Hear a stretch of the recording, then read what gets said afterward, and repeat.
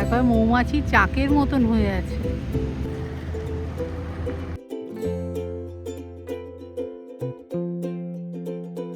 দু একদিনের ছুটি থাকলে কলকাতার কাছাকাছি ঘুরতে যাওয়া যেতে পারে সেকালের পশ্চিম ঘাটশিলা। চারপাশে ছোট ছোট পাহাড় আর রয়েছে ছোট্ট ঝর্ণা। এছাড়াও রয়েছে বেশ কিছু সাইট সিন। এখানে কিভাবে পৌঁছবেন, থাকা খাওয়ার কি ব্যবস্থা রয়েছে, আমরা যেখানে ছিলাম সেটা তো দেখাবই। এছাড়া রামকৃষ্ণ মঠ আর মিশনে থাকার কি ব্যবস্থা রয়েছে সবার জন্য, সে সম্পর্কেও কিন্তু বিস্তারিত তথ্য দেব। তাহলে চলুন প্রথম থেকেই দেখে নেওয়া যাক।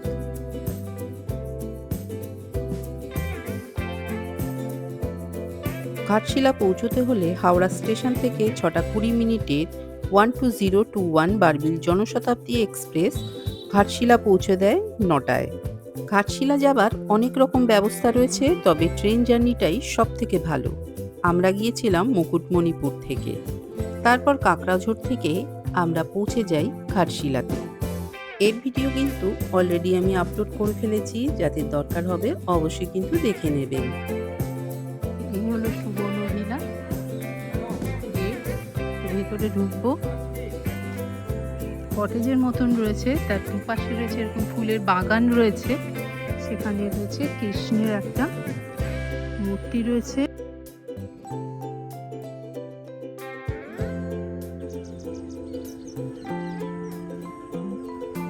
যাই ঘুরে ঘুরের জন্য কিন্তু ভালো জায়গা, বেশ অনেকটা। ওখানে একটা গার্ডেন রয়েছে বড়দের বসবার জন্য সন্ধ্যেবেলায়, আর এখানে বাচ্চাদের খেলবার জন্য জায়গা। তার পাশেই রয়েছে এরকম সুবর্ণরেখা নদী, রেস্টুরেন্ট আর থাকবার জায়গা। আর আমাদের যে রুমটা এসেছে এটা হচ্ছিল এই হলো বেড, পুরো ডেকোরেশন এরকম বেশ পুরোটাই খুলে যায়। সামনেটা এরকম পাশে আলমেরা রয়েছে। এটা হচ্ছিল ওয়াশরুম, ওয়াশরুমটা দেখাই।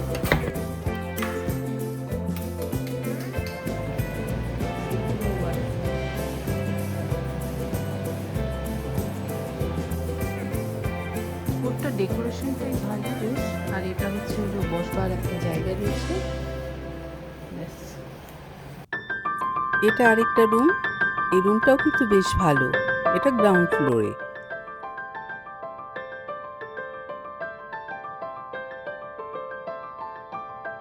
এই রুমের ঠিক ওপরেই রয়েছে একটা ওপেন ডাইনিং এরিয়া।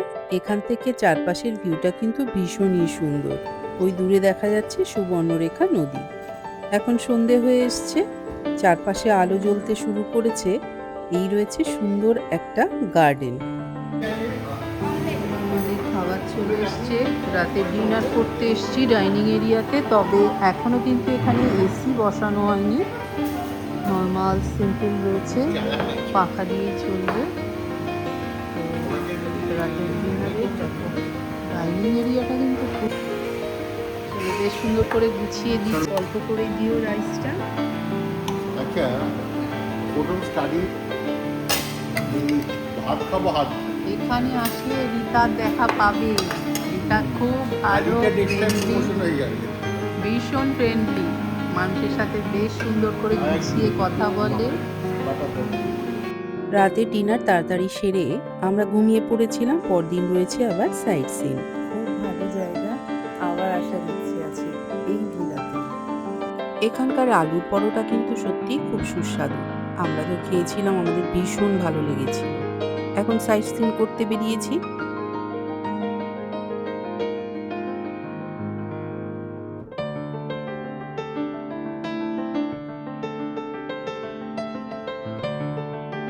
এনার সাথে আলাপ করিয়ে দিই, যিনি আমাদের আজকের পুরো গাইড করবে কোথায় কি রয়েছে। আমার নাম হচ্ছে সঞ্জয় পাল। আচ্ছা, এনার সাথেই আমরা ঘুরতে এসেছি। এনার মোবাইল নাম্বারটা আমি দিয়ে দেব, ডেসক্রিপশন বক্সেও থাকবে, আপনারা দেখে নেবেন। তাও আপনি আপনার নাম্বারটা একটু বলে দিন। আমার নাম হচ্ছে সঞ্জয় পাল, নাম্বার হচ্ছে 9304617160। ঘাটশিলা আসলে নিশ্চয়ই কন্ট্যাক্ট করবে, সবাইকে ঠিকঠাক ঘুরিয়ে দেব। ঠিক আছে।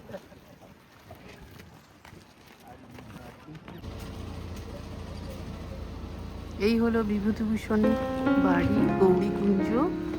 তো আমরা ভেতরে যাচ্ছি এখন।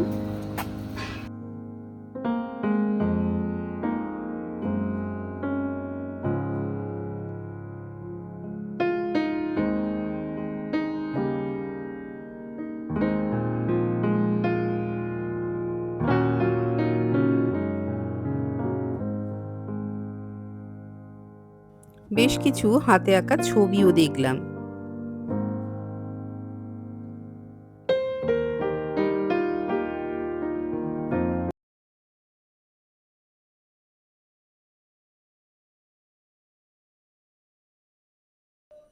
এর পাশেই রয়েছে হিন্দুস্তান কপার লিমিটেড। স্টেশনের পাশাপাশি রয়েছে বেশ অনেক কিছু সাইট সিন। এখন চলে এসেছি রাতমোহনাতে। এখানে বিকেল হলে নাকি প্রচুর লোক এসে হাওয়া খায়, এই পাইপের ওপর বসে সময় কাটায়। আর যত গরম হবে অত বেশি বেশি একটু জল নেই, ওই সাইডটাতে খুব জল। বলছে ওই যে এখন জল ওই রকম, চারপাশে পুরো পাহাড়ের রেঞ্জটা দেখা যাচ্ছে। অনেকে স্নান করছে নদীতে, তবে এপাশের নদীটা একটু বেশি ভালো। আমরা যেখানটায় রয়েছে, এই হলো হিন্দুস্তান কপার। এখন চলে এসেছি সুবর্ণরেখার সব থেকে পুরনো ব্রিজের সামনে। পাশেই রয়েছে একটা ছোট্ট জলের ধারা।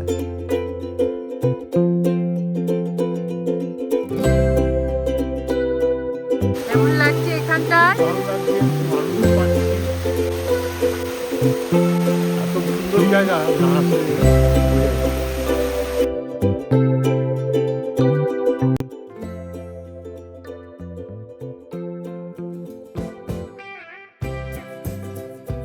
বর্ষায় আসলে এইসব জলের ধারাগুলো আরো বেশি ফুলে ফেপে ওঠে।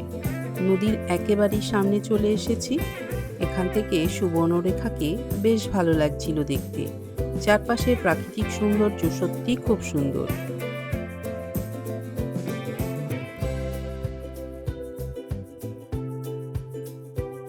এরপরে আমরা এলাম বহু পুরনো একটা স্কুলে।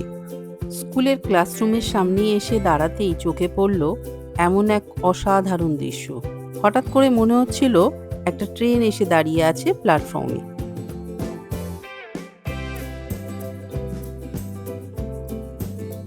এরপরে এসে আমরা পৌঁছলাম সিদ্ধেশ্বর পাহাড়। এই হলো এর প্রবেশ পথ। আর ওই দূরে দেখা যাচ্ছে সিঁড়ি। ওই সিঁড়ি বেয়ে ওপরে উঠতে হবে, বেশ অনেকটা কিন্তু ট্রেক করে তারপরে ওপরে উঠতে হয়। ওপরে রয়েছে এক শিব মন্দির। চারপাশটা ঘন জঙ্গলে ঘেরা, শাল, সেগুন আর পলাশের গাছ রয়েছে, আর রয়েছে মহুয়া গাছ। আমাদের ড্রাইভার দা আমাদেরকে মহুয়া ফল খাওয়ালেন। গাছ থেকে পুরো পেরে আমরা মহুয়া ফল খেলাম। তিনি আমাদের মহুয়া ফল খাওয়াবেন। দেখুন এই যে মহুয়া ফল পাচ্ছে, মহুয়া ফল এই যে হাতে বসে আছে, এই যে খাবেন বলে ভর্তি মহুয়া ফল আছে।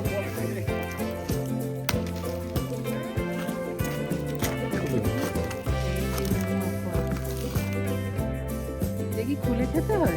কিছু খুলে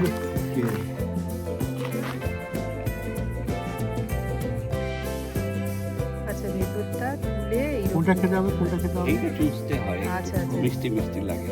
এটা যখন প্রসেসিং হয়ে যায় তখন এটা ওয়াইন হয়ে যায়। খেতে জানি না। শিমুল আর এই রয়েছে পলাশ, ভর্তি পলাশ হয়ে আছে। এখন নিচেও পড়ে আছে কত।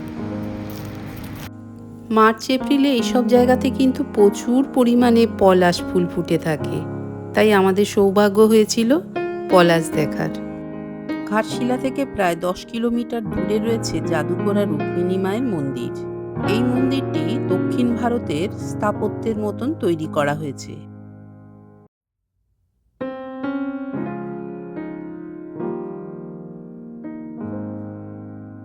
মনস্কামনা পূরণের জন্য লাল কাপড়ে নারকোল বেঁধে রেলিং কিংবা গাছের ডালে ঝুলিয়ে দিয়ে যান ভক্তরা।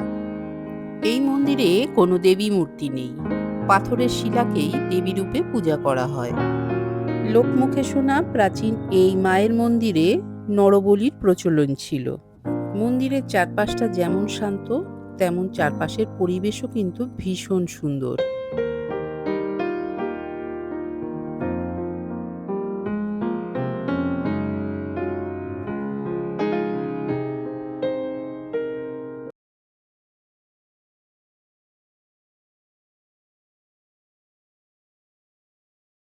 এখানে আশপাশে প্রচুর খাবার দোকান রয়েছে, সেখান থেকে সামান্য কিছু খেয়েই বেরিয়ে পড়লাম পরের ডেস্টিনেশনে।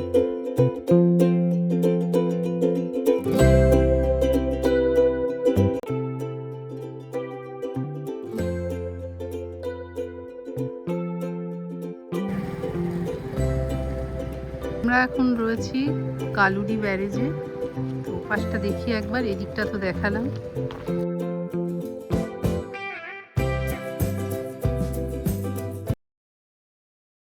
এখানে বসবার জন্য বেশ ভালো ব্যবস্থা রয়েছে। এখন আমরা গালুডি ব্যারেজে আছি, আর ওই সাইডেরটা হচ্ছে সিদ্ধেশ্বর পাহাড়। কাকু, আপনার নাম বলুন। অমিত কুমার নন্দী। কেমন লাগলো ঘাটশিলা ঘুরে? খুব ভালো লাগলো। একটু রোদ হয়েছে না? না, এটা তো স্বাভাবিক। হ্যাঁ হ্যাঁ তবে এরপর তো আরো রোদ উঠবে, হ্যাঁ হ্যাঁ। সেই তুলনায় এটা এখন খুবই ভালো। আপনি কাকিমা পলাশ দেখতে পেয়েছেন? খুব ভালো দেখেছি, পলাশ তুললাম, ফুল তুললাম, বাড়িতে নিয়ে যাব। আর এখন রয়েছি আমরা গালুডি ব্যারেজে। আমি জাস্ট একটু ভিডিওতে দেখিয়ে দিচ্ছি, এইটা হচ্ছে ব্যারেজ।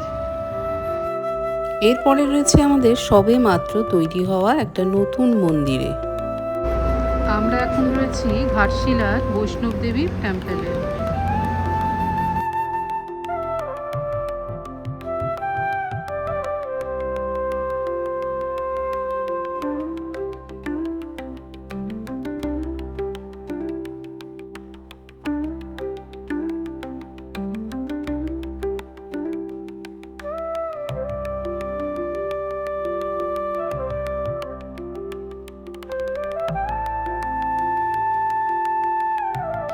এখন আমরা পৌঁছে গেছি ঘাটশিলার 110 বছর বয়সী বিনয় বাবার সাথে দেখা করতে।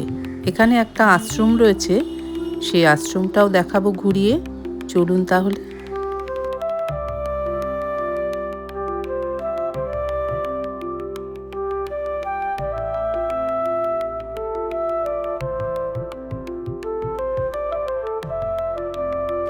এই আশ্রমটি রয়েছে গালুডিতে।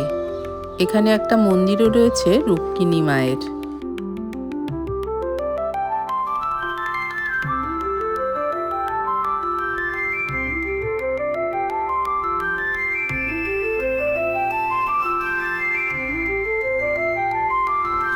ওই যে দূরে দেখা যাচ্ছে বিনয় বাবাজি, ইনি 110 বছর বয়স, একসময় জাদুগোড়া রুক্মিণী মন্দিরের প্রধান পুরোহিত ছিলেন। বিনয় বাবুজি লেখা রয়েছে, তাই না? এখানেও দেখলাম গাছের ডালে লাল কাপড়ে নারকোল বেঁধে মনস্কামনা পূরণ করতে আসেন বহু দূর দূর থেকে ভক্তরা।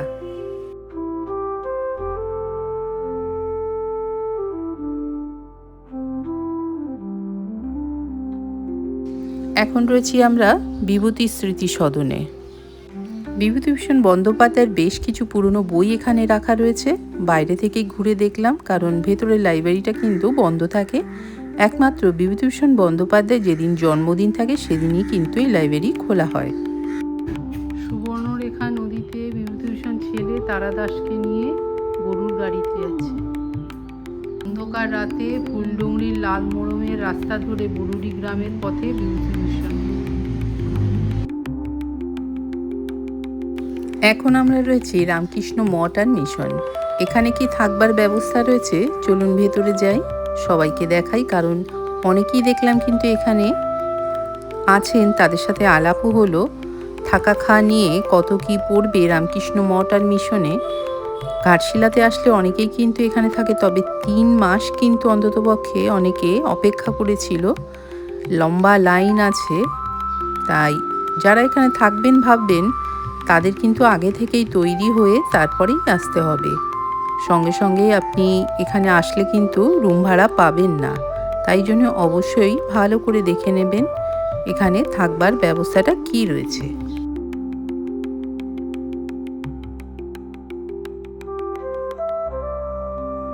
এখানকার সন্ধ্যা আরতি দেখবার মতন, তাই বহু দূর দূর থেকে যারা সাইট সিন করতে আসেন সন্ধেবেলার দিকে কিন্তু এখানে আসেন। এই জন্য কিন্তু এখানে চেয়ার পাতা রয়েছে।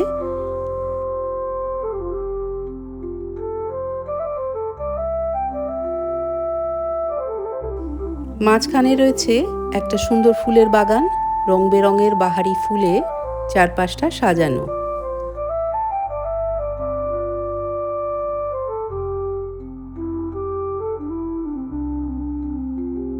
এখানে 4 বেলা থাকা খাওয়া নিয়ে এসি নন এসি দুটো রুমেরই ব্যবস্থা রয়েছে। এসি রুমের জন্য 800 টাকা আর নন এসি রুমের জন্য 600 টাকা। এই হলো ডাইনিং এরিয়া।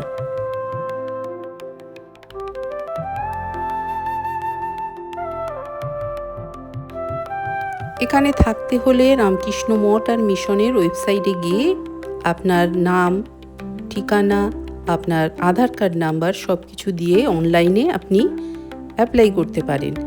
আর স্ক্যানারটা আমি দেখিয়ে দিচ্ছি।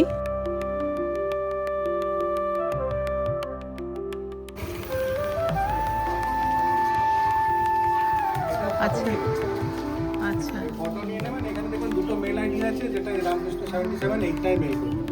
কিন্তু স্কুলও আছে, একটা বাচ্চাদের স্কুল আছে। সকাল 10টা থেকে বেলা 12:30 পর্যন্ত, বিকেল সন্ধ্যা আরতি 4টের সময় থেকে কিন্তু শুরু সন্ধ্যা আরতি। আর পুরো হচ্ছিল এটা মন্দিরটা রামকৃষ্ণ মিশন। রামকৃষ্ণ মঠ আর মিশনের দূরত্ব ঘাটশিলা স্টেশন থেকে 1.5 কিলোমিটার। এখানে টোটো বা অটো করে সহজেই পৌঁছে যাওয়া যায়। এখানে বাচ্চাদের একটা স্কুলও রয়েছে, যেখানে সম্পূর্ণ বিনামূল্যে পড়ানো হয়। যা হয় আর কি, রামকৃষ্ণ মঠ আর মিশন যে সেবা করে থাকেন এখানে কিন্তু তারই ব্যবস্থা রয়েছে। এখানে একটা দাতব্য চিকিৎসালয়ও দেখলাম।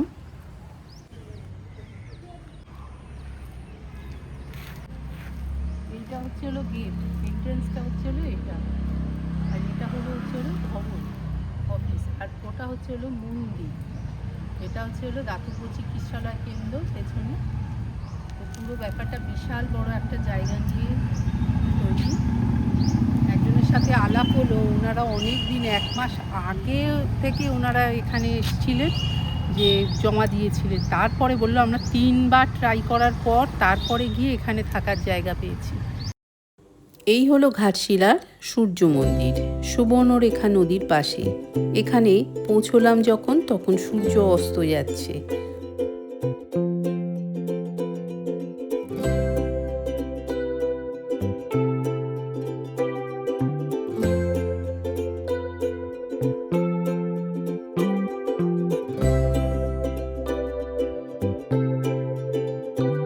সকালবেলা দুবেলা করে কিন্তু এখানে মাছ ধরে সবাই, ছোট ছোট ডিঙি নৌকো করে মাছ ধরছে।